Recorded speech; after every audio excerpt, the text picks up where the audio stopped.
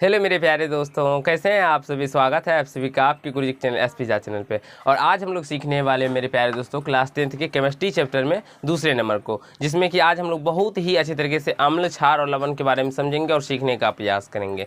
तो और ये मेरा पार्ट 1 है मेरे प्यारे दोस्तों। मैंने आप लोग को चैप्टर 1 बता दिया है, जिसमें कि हमने बहुत सारे रासायनिक समीकरण के बारे में, रासायनिक अभिक्रिया के बारे में बहुत सारे डिटेल में जाने हैं। तो अगर आप लोग नहीं देखे ना तो उसको देख लीजिए, वीडियो को डिस्क्रिप्शन में उसका लिंक मिल जाएगा, आप लोग देख लीजिए। अगर देख लेते हैं तो आपको एक अच्छे तरीके से कंसेप्ट मिलेगा और आपको बिल्कुल ही एक चैप्टर में कोई भी प्रश्न ऐसा नहीं होगा मेरे प्यारे दोस्तों जो आपसे नहीं बनेंगे। सारे प्रश्न बन जाएंगे और सारे क्वेश्चन आपको समझ में आ जाएंगे।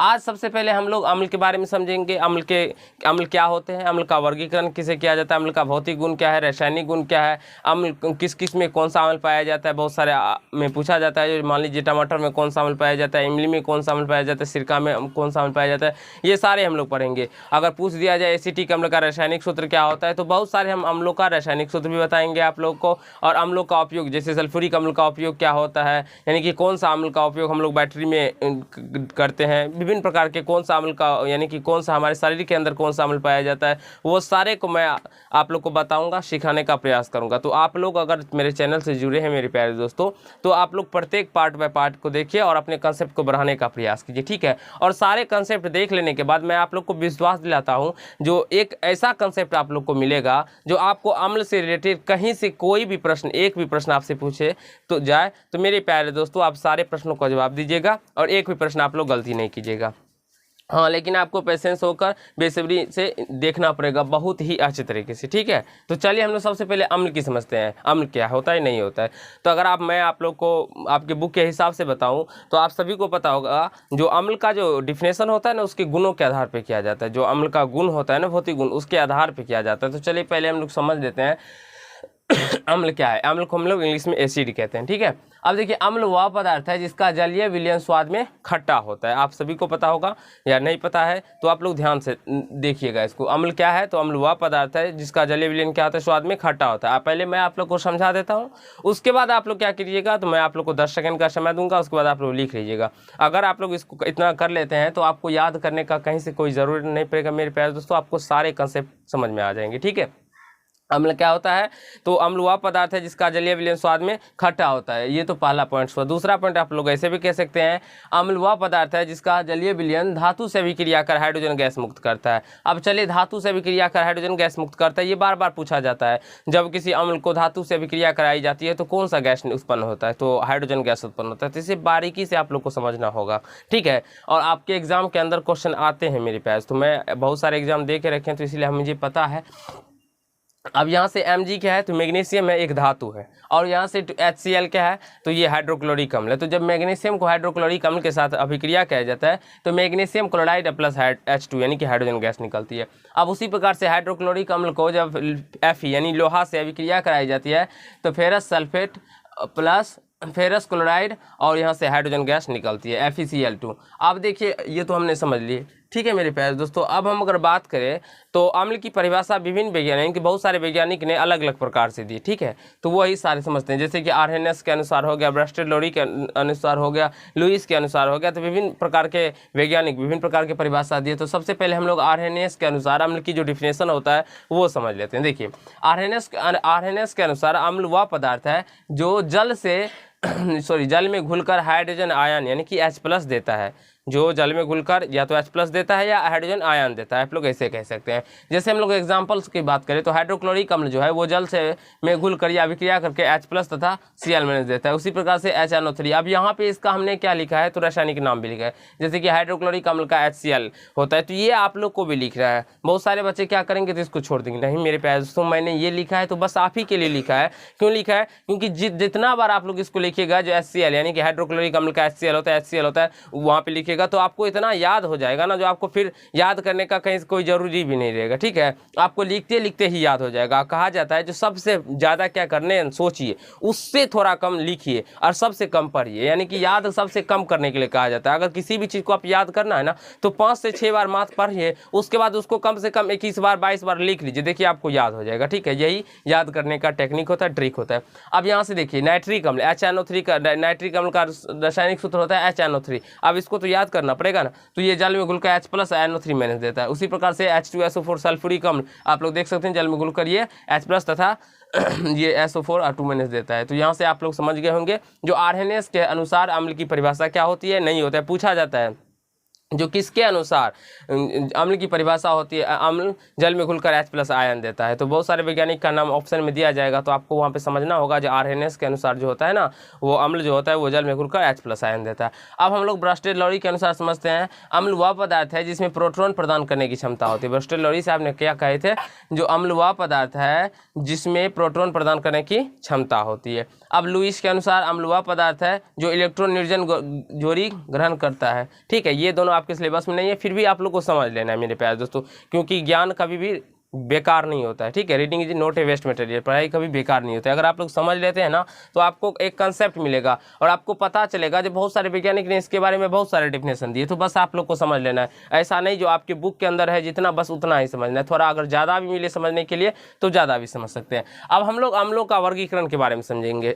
ठीक है, आपके बुक के हिसाब से ये इस प्रकार से नहीं दिया गया है। ठीक है ना, मैं अपने लेवल से आप लोग को बताता हूँ। अगर मेरे तरीके से आप लोग पढ़ लेंगे, सीख लेंगे, समझ लेंगे तो गारंटी है मेरे प्यारे दोस्तों, आप लोग को क्लास 10th के अंदर जितना मैं बताता हूँ इससे आगे तो आएगा ही नहीं आएगा। आप लोग क्लास 10th के ऊपर भी जाएंगे ना तो आप लोग को उसमें भी काम करेगा। ठीक है, तो अगर मान लीजिए हम अम्ल का वर्गीकरण करते हैं, तो अम्ल का वर्गीकरण देखिए बेसिकली अगर मैं क्लास 10th का बात करूँ तो आपको दो ही प्रकार में आप लोग को किया गया। ठीक है ना, एक तो उसके हाइड्रोजन आयन त्यागने की प्रकृति के अनुसार और एक उसका जलीय विलयन में अम्ल की मात्रा के अनुसार। ठीक है, लेकिन और एक होता है तो जो मैं आप लोगों को जब आगे जाइएगा तो पढ़ाऊंगा। ठीक है, तो हाइड्रोजन आयन त्याग करने की क्षमता के आधार पर मेरे प्यारे दोस्तों अम्ल दो प्रकार के होते हैं, एक प्रबल अम्ल होते हैं, एक दुर्बल अम्ल होते हैं। और विलयन में उपस्थित अम्ल की मात्रा के अनुसार अम्ल दो प्रकार के होते हैं, सांद्र अम्ल होते हैं, एक तनु अम्ल होते हैं। तो चलिए हम बारीकी से सारे यानी कि चारों अम्ल को समझते हैं और उसे सीखने का प्रयास करते हैं। तो जैसे सबसे पहले हम लोग प्रबल अम्ल को समझते हैं। प्रबल अम्ल क्या होता है, नहीं होता है, देख लीजिए। वे अम्ल जो जल में घुलकर लगभग पूर्णतः आयनित होकर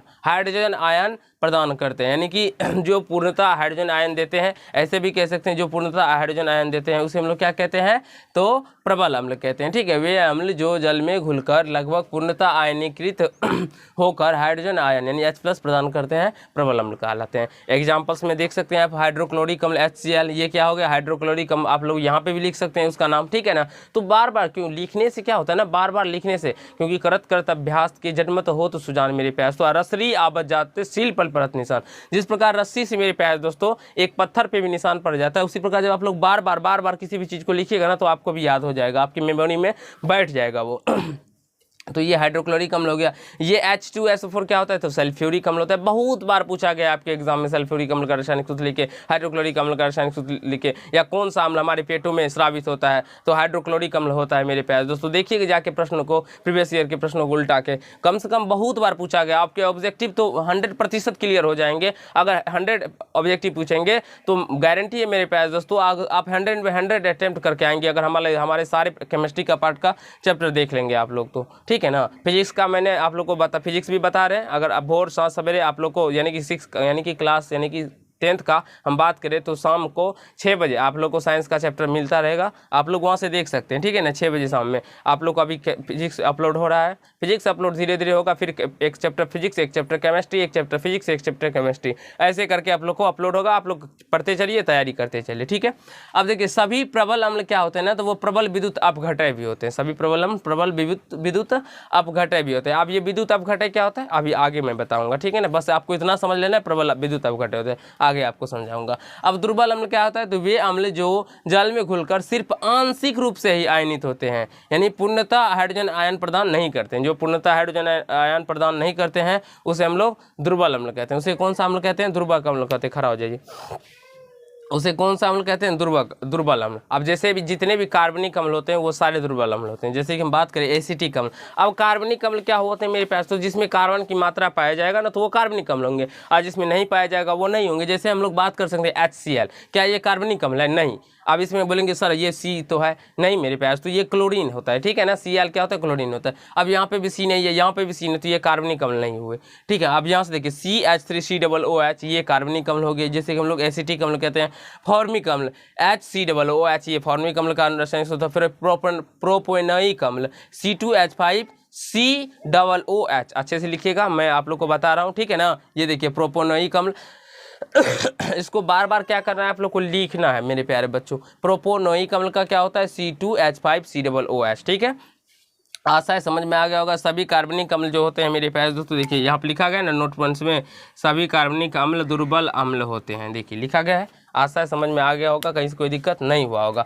अब हम लोग सांद्र अम्ल समझते हैं, जो विलयन में उपस्थित अम्ल की मात्रा के अनुसार सांद्र अम्ल क्या कहते हैं, क्या होता है। देखिए वह अम्लीय विलयन जिसमें अम्ल की मात्रा विलायक की तुलना में अपेक्षाकृत अधिक होती है। देखिए तो यहाँ पे बाबू अच्छे से दिखाई पड़ रहा है ना, मिटाया हुआ नहीं ना, दिखाई पड़ रहा है ना, ठीक है।